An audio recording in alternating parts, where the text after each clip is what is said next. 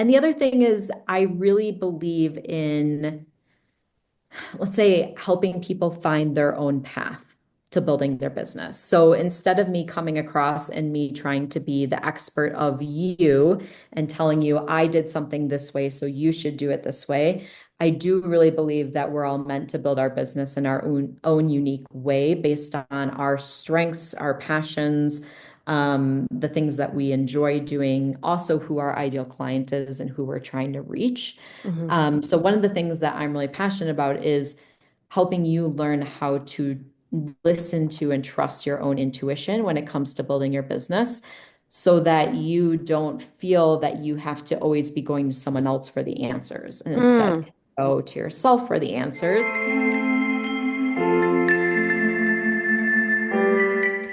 Hello, everybody. It's Becky Longacre with Health Transformers, and today I have Kristin Hartjes.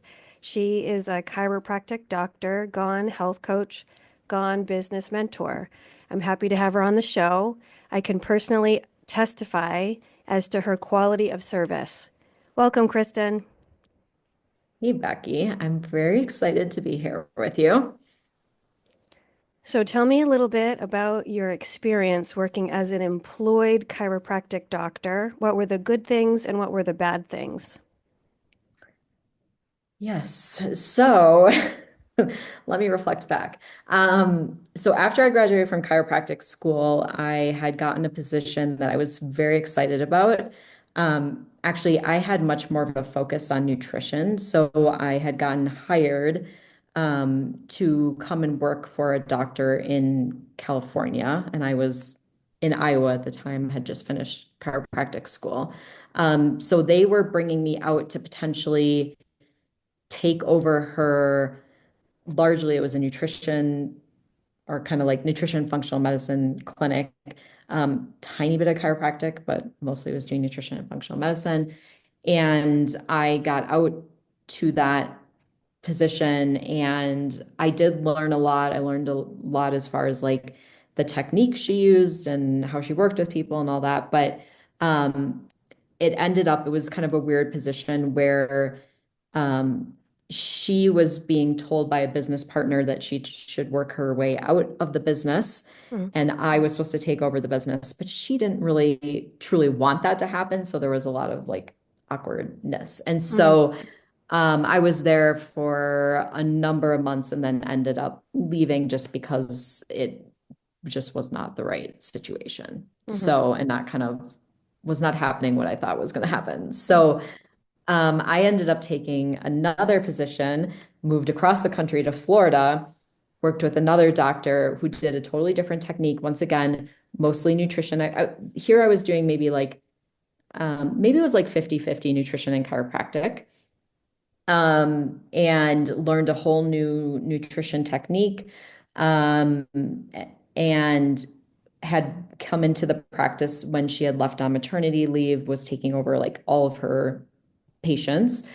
And once again, like learned a lot about the technique and how to work with people, but just not a good fit for me as far as working together. And there was like an office manager that was really not very nice to me and a bunch of things. So, mhm, so ultimately I ended up leaving and I was like, this is it. Like this is also, I will say both of these positions I was not getting paid very well. Like probably mhm. getting paid less than my sister who was a nurse and I had gone, I had an undergrad degree and a graduate degree of becoming a doctor and I was being paid like nothing. Yeah.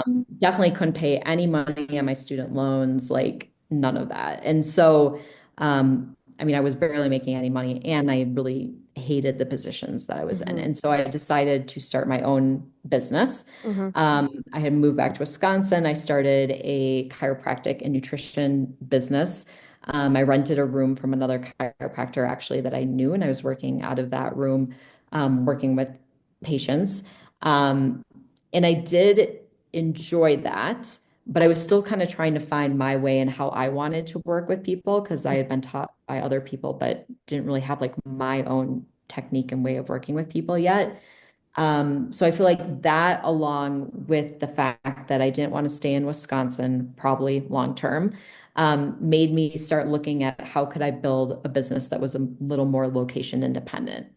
That's where I found coaching and health coaching. I got really interested in mindset and personal growth, which was totally new to me at the time. I really didn't know much about that. And so I ended up starting a coaching business, originally helping women with emotional eating and body image, because it was something that I had struggled with. And then I ended up having a lot of people who had a health background that I was working with, and a lot of them were either aspiring health coaches or health coaches and started asking me about how did you build your business and Hmm. very interested in that. So I ended up doing business mentoring or coaching. Yep. And then kind of my business just went in that direction because I had such an interest in it. And at Hmm. the time, because I started my business over 10 years ago, like there wasn't that many people that were business coaching other health coaches or health professionals. So it was definitely very needed, and I ended up going in that direction. Hmm. Yeah. So, let's see. What do you think are like the top three reasons why you decided to go into business for yourself? So I would say the number one top reason is freedom. Mm. I would say freedom to set my own hours, freedom to work from where I wanted, Hmm. and freedom to practice in the way I wanted to practice. Hmm. So 100%. yeah, I would say those three Okay. things. So, what were some of your business challenges early on? And now that you've been in business for over 10 years, what are your business challenges now? Yeah. Um, Very good question. So I think in the beginning, my biggest challenges were confidence, Mm. what I had to offer. And, I was building something totally new and like finding my way and my technique of working with people. Hmm. So any new practitioner, I feel like whether you're a coach or a health practitioner or whatever, like I went through that with chiropractic too. Like when I first became a chiropractor, I was like, oh my gosh, I don't know what I'm doing. What Hmm. if I hurt someone? So Hmm. um, I think just finding my way of like working with people and finding my confidence. Hmm. So that was a big one. And then just for me, I'm an introvert. And so starting to put myself out there and get comfortable with getting visible and talking about what I was doing um, was definitely challenging in the beginning to like find my way. Hmm. As far as finding a way that was authentic, I think, and not getting caught up in what everyone else was doing or the right way to do it, but kind of finding my own path with it. Um, so I would say those were probably the top two things that were most challenging for me in the beginning. Hmm. Um, and now as a entrepreneur, I think because I've gone through kind of a transition, I would say, like even within the last 2 years, like I've felt it happening. And I think one of the big challenges is as an entrepreneur, and especially like as a coach and someone who works in like personal growth, that we are constantly changing and evolving, and our business has to change and evolve with us. Yeah. And so it can be challenging to let go of what we've been doing, who we've been, what's worked for us in the past, to find and adopt what maybe is the new right fit or way for us moving forward, because I do feel that it's always transitioning. And the Hmm. other thing is, the like my business was largely grown online, and the online world and marketplace has transformed significantly Hmm. since I have started my business 10 years ago. Mm. So what worked at one point is not necessarily what works now when it comes to marketing. Yeah, 100%. And Yeah. knowing when to pivot and to adapt and change when needed. I mean, I think that's enormous advice. And so I followed you for, I don't know, for over a year on YouTube. I've Yeah. watched like every video that you've made that I can see on YouTube. Yeah. I've gone to your group coaching, and I have recently just said I want you to be my one-on-one, business coach. And the reason for that is because you say the truth, which is helpful. There's so much saturation in the market in terms of, in 90 days, you're going to make $100,000. And it's like, Mm. how are you going to do that? Like you can't just have this like whimsical dream without putting your boots on the ground and actually having a platform and things like that. And so, what's really helpful for me to hear your message is be authentic, be authentic. You don't need to be a slimy salesperson. It's okay if you're an introvert. You can still grow a business as an introvert. Like, those are like enormous messages that I needed to hear, and no one else Yeah. is saying that. Like, because I think I shared with you last year when we were talking, there were a few business coaches that I was looking at, and they just weren't like resonating with what I needed. And so I'm just so grateful for your message. Thank you. I appreciate that. And I think it's very similar to even like a lot of stuff that happens in the health world, or especially the weight loss world, where people want to hear that something is really quick and easy and they're going to get results immediately without doing any work. Right. And because that's sounds nice, Mm, right. it sounds easy, right? Like people market things that way. And it's the same thing of what's happened, unfortunately, in a lot of the health and wellness and coaching world is that people are marketing to other entrepreneurs, telling them that building a business is going to be super quick and easy and simple. And overnight, you're going to become, this huge success. Right. But the reality is, like, that's just not how life, any part of life works, whether it's Hmm. your health, whether it's your weight, whether it's a relationship, whether it's your business. Right.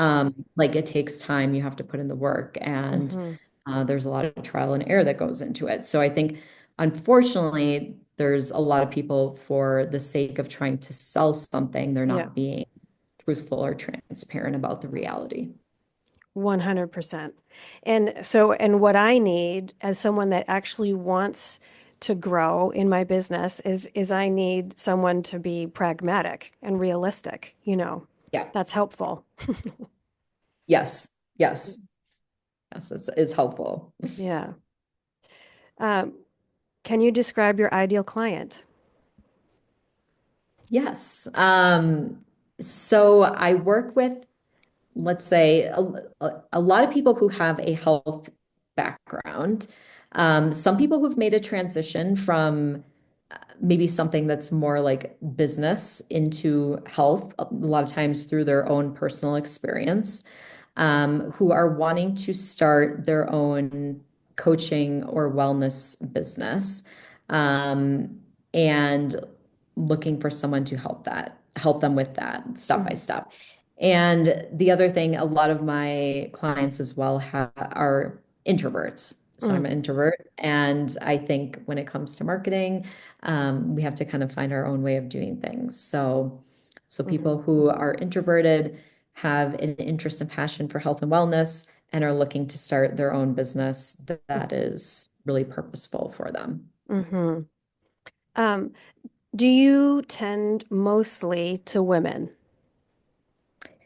I would say 95% of my clients are women. Mhm, And I would say my ideal client is probably a midlife woman, mhm, because that's kind of where I am in my life as well. mhm, But I do get people who fall outside of that. I do work with some men. I do work with some women who are younger, mhm. or older, but generally, like, that's the majority of where my clients fall. Right. Yeah. Yeah. It's the same for me too. Um, so what can people expect when they work with you?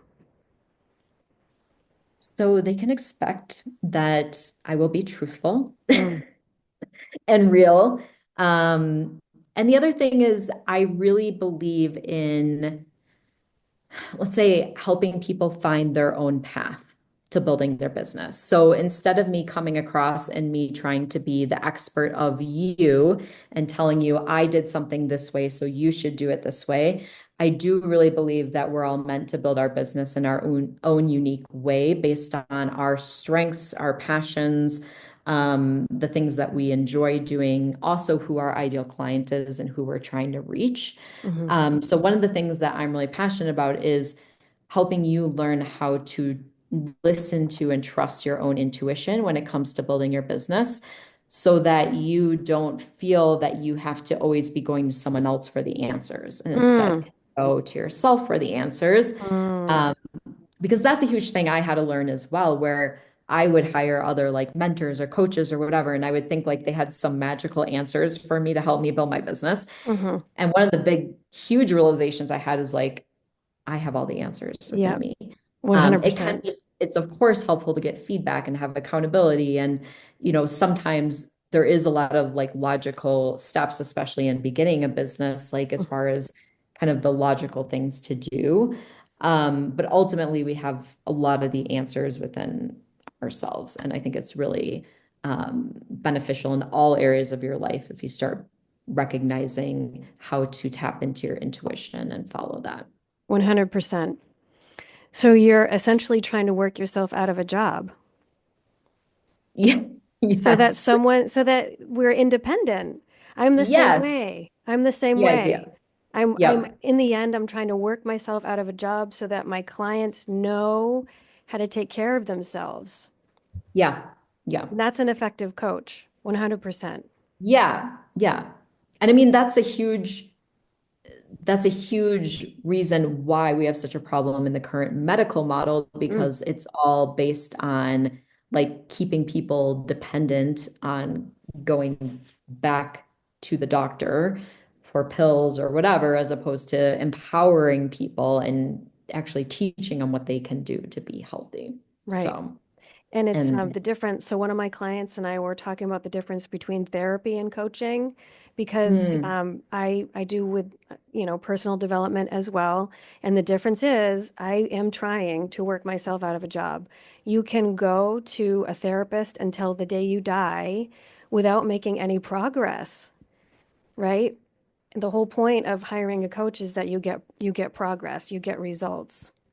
yeah, yeah, yeah. Coaching, I mean, there can be a lot of similarities and overlap between coaching and therapy, but I think coaching is based a little bit more on empowering people Yeah. and looking forward and taking action, whereas sometimes therapy, and depending on what type of therapy you're doing, can be much more like going back to the past and rehashing things and Yeah. which is fine, but you can do that forever and ever and Yeah. never have it make, change your life or make progress in your life. Right. Yeah. 100%. If people are interested in working with you, how can they find you? So I have a website and it's kristinhartjes.com. And I know you'll post it, so I won't go through and like spell all of it because um, but I also probably the place where you can find out the most about me is on YouTube, as far as if you're wanting to know more about my approach and who I am. Um, Probably the place where I'm most active. The other place I'd say, like, if you're interested in following along with me, would be my Instagram channel. I'm not, or my Instagram page. I'm not super active there, quite frankly, because I try to spend very little time on social media. Hmm. Um, so, so YouTube is probably the best place and getting onto my newsletter. So I will also I have a free training that walks people really step by step, specifically for introverts, as far as the steps to starting and building a coaching business. So if you want to share that link, then you get that training, access to the training, and you get onto my email list. And my email list is probably if you want to be hearing from me regularly, like that's probably the best place. Okay. Awesome. And I'll put all that in the description. Awesome. So, one last question. If you Yeah. could tell your ideal client one thing, what would it be? So the number one thing that would like my client to know is that I like to think of building your business as a obstacle course in personal growth. Mm-hmm. And I think it's a huge opportunity to grow and transform in really amazing ways in your life. Um, but that being said, it's challenging. And the number one reason why growing and starting a business is challenging is because of the personal obstacles that come up based on past trauma or based on limiting beliefs we have or habits that aren't serving us. And so, in order to be successful with a business, often we're having to go and look at all these things that have held us back in the past and will continue to hold us back in our business.